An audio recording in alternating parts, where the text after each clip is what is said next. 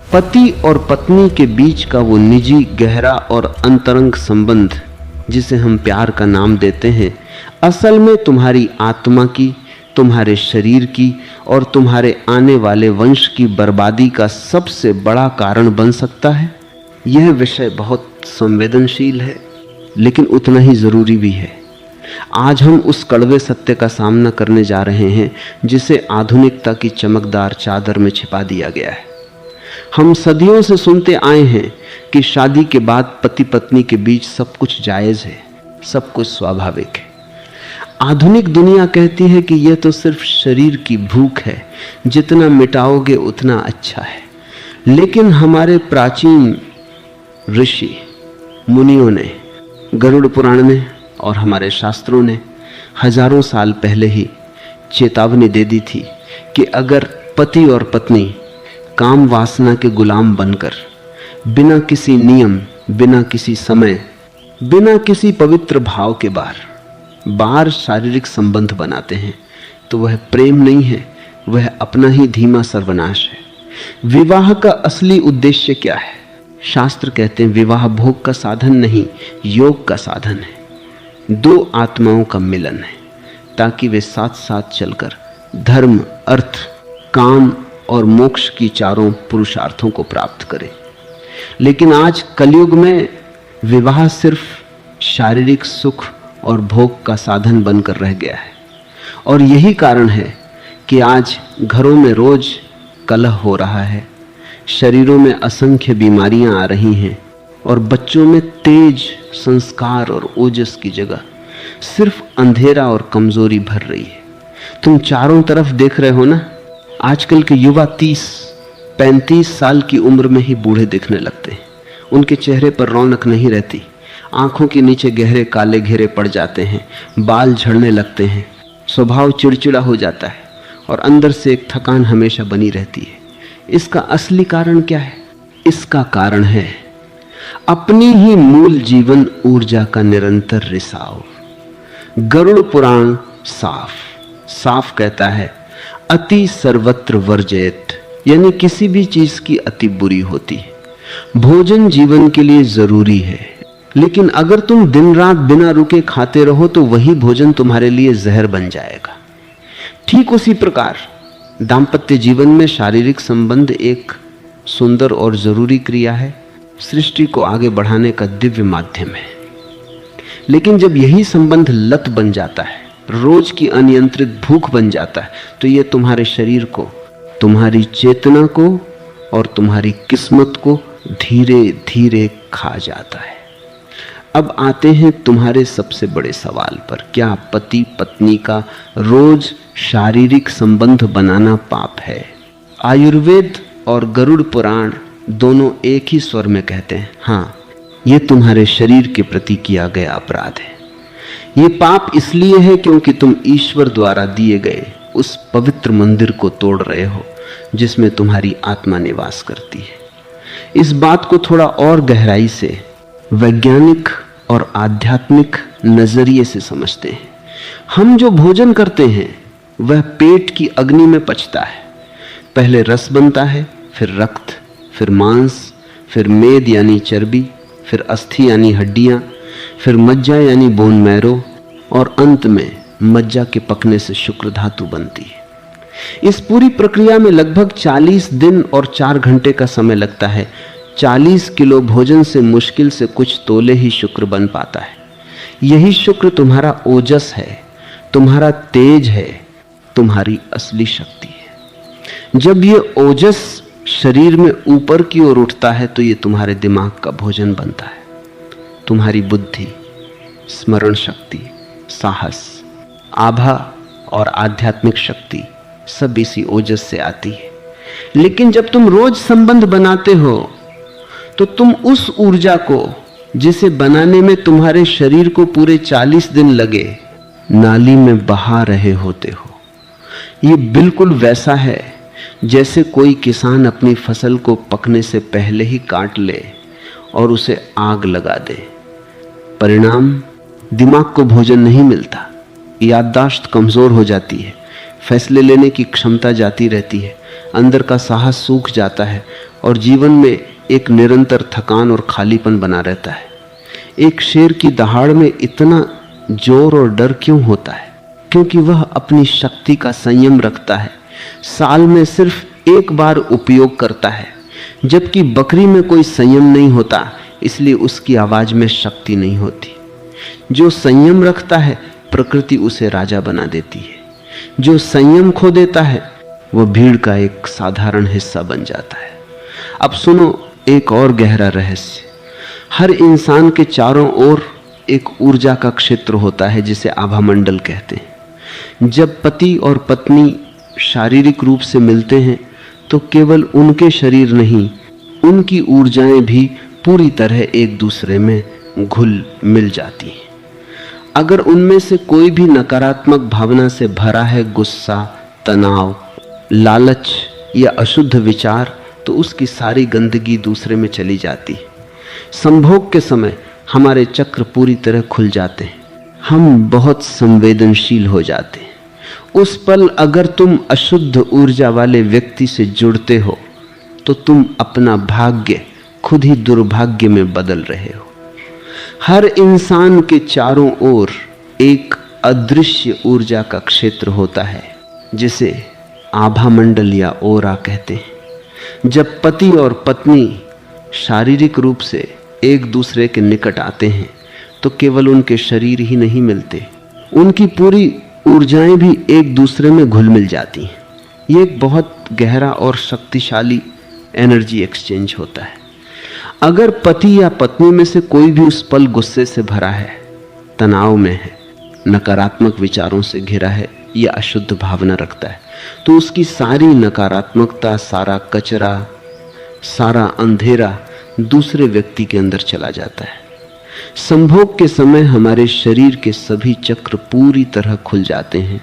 हम उस पल बहुत संवेदनशील, बहुत खुली और बहुत नाजुक अवस्था में होते हैं। ठीक उसी समय अगर तुम किसी ऐसी आत्मा से जुड़ते हो जो अंदर से अशुद्ध है, तो तुम अपने भाग्य को खुद दुर्भाग्य में बदल रहे हो। गरुड़ पुराण इसे बहुत स्पष्ट रूप से चेतावनी देता है कि पराई स्त्री या पराई पुरुष के साथ संबंध महापाप है, क्योंकि उससे तुम न सिर्फ सामाजिक नियम तोड़ते हो बल्कि अपनी आत्मा को गंदा कर लेते हो।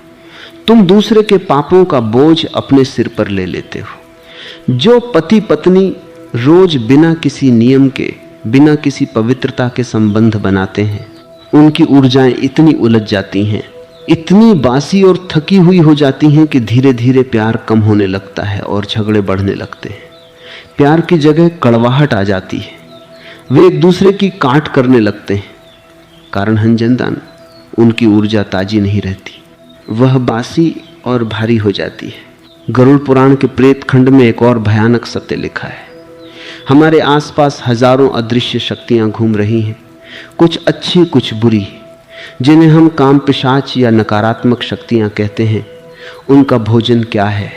उनका भोजन है गंदी, अशुद्ध और अत्यधिक कामुक ऊर्जा।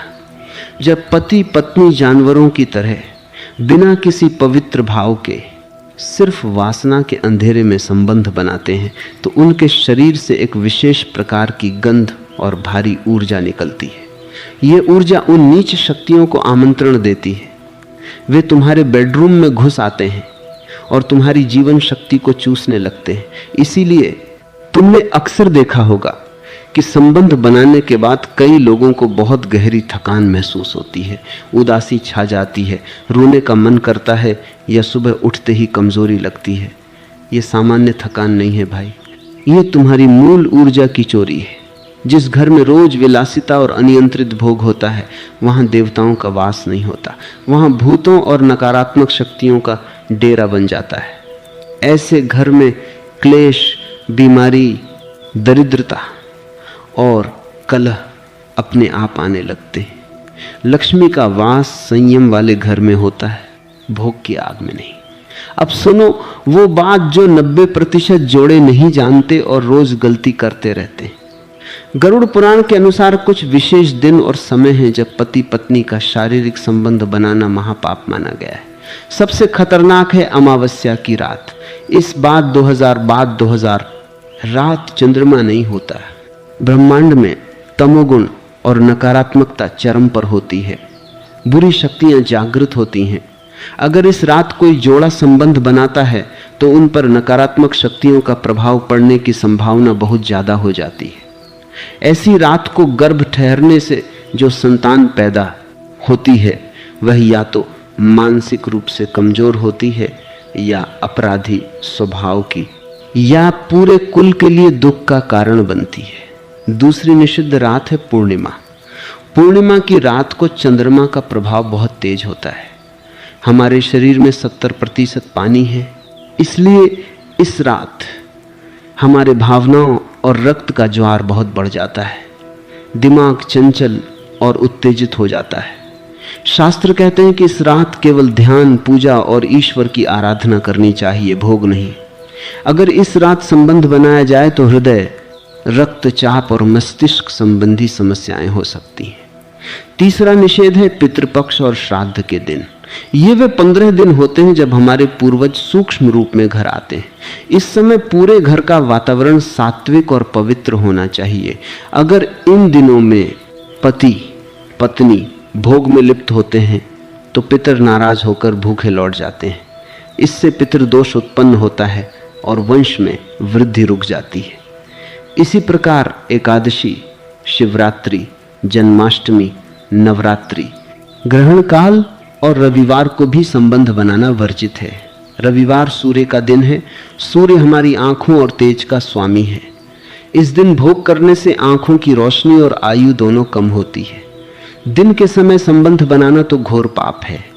सूर्य जब जग रहा हो उस समय रतिक्रिया करना तुम्हारी आयु को सीधे काटता है। संध्या काल यानी गोधूली बेला, जब दिन और रात मिल रहे होते हैं, वह समय शिव और नंदी के भ्रमण का होता है। यह पूजा आरती का समय है। गरुड़ पुराण कहता है कि जो जोड़ा इस समय काम में लिप्त होता है वह अगले जन्म में पशु योनि में जाता है। तो फिर सही समय क्या है?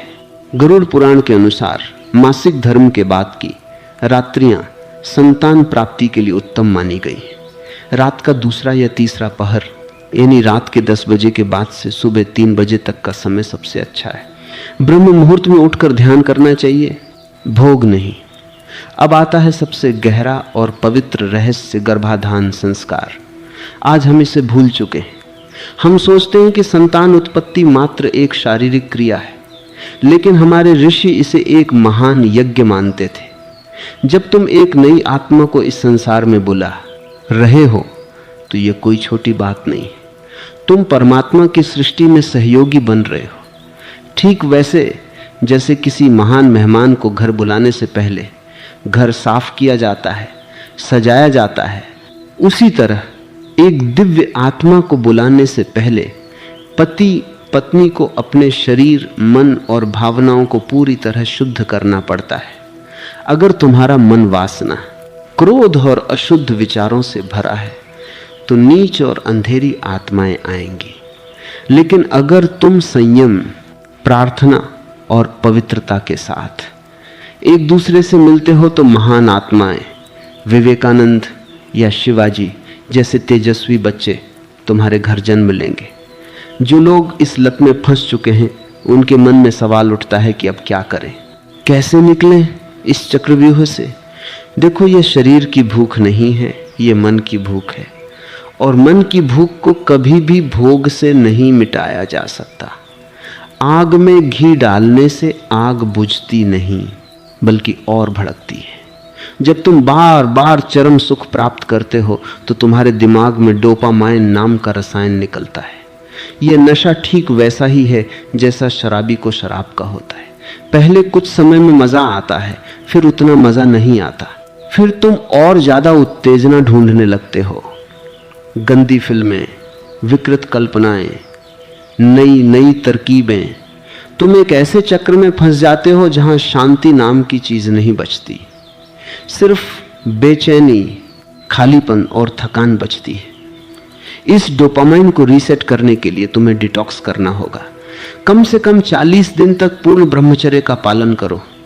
इन 40 दिनों में शरीर और दिमाग दोनों को रीसेट होने का मौका मिलेगा। ऊर्जा फिर से ऊपर उठने लगेगी, दिमाग साफ होगा, इच्छा शक्ति वापस आएगी। इस नियंत्रण को बनाए रखने के लिए 5 अचूक उपाय हैं जो अगर तुमने अपना लिए तो तुम्हारा पूरा जीवन बदल जाएगा। पहला उपाय है सात्विक भोजन। जैसा अन्न वैसा मन।